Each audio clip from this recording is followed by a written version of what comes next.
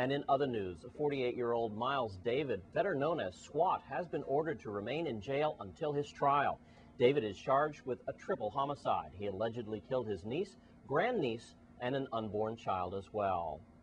And a man was injured earlier today at the Diageo construction site. News Channel 8's Wes Small is with a local contractor. Thanks a lot, Jerome. We do have problems at Diageo.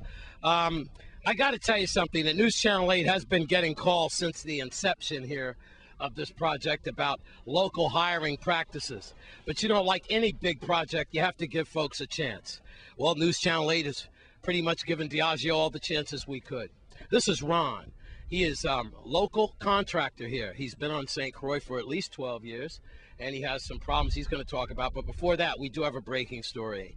At around 8 or 8:30 this morning, we have a worker here who was transported to Juan Louis Hospital. Apparently, he came in contact with some heavy equipment. Now, details are sketchy, but he was emergency taken out of here. We'll try to find out exactly what happened, but I have to tell you that it looks like a lot of work here has just quieted down. And I went to the guard gate, and they said they didn't know about an accident. Ron, tell us your story and what is going on with Diageo. Well, Diageo, as far as the company it goes, the Thompson, who's their main contractor, is basically just running this thing like full tilt. In other words, there's no safety, there's no kind of organization. Everybody that's contracted here is made to either uphold what their standards are. In other words, you either get what they want done, or you're no longer eligible for work, and out the gate you go. Now, you used to work here. I used to work here, and I've been complaining for about 3 weeks now of the safety violations. I have discussed it with the safety director here. I have made reports to OSHA itself. Nobody seems to have any interest in it. Give us an example, because a man got seriously hurt here this morning. So tell us about the safety issues that you put up a flag about. Well, I was contracted to build some of these racks that are going up over here. That's about 350 tons, metric tons of steel that was going up. Are those big racks around the container? Yes, they are. Yes, sir.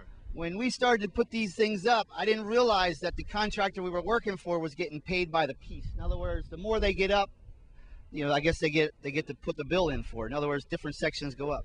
Well, anyway, as we were doing this whole process, I mean, they were lifting stuff without proper slings. There was nobody that was controlling the lifts. It was just a total madhouse. And when I started to complain, little by little, my work got limited and limited and limited until finally they told me they no longer needed me anymore. So that's why you came to the media. Now, you also went to the Department of Labor. Tell us what happened. I went to the Department of Labor because you had some issues about out-of-country workers, and they're working for less money. For less money, right. And they're trying to tell me, the Department of Labor is trying to tell me that if they come in here on a certain visa, that they have no way to control what's going on. Mr. Bryant from the Department of Labor tried to explain to me how big business is done.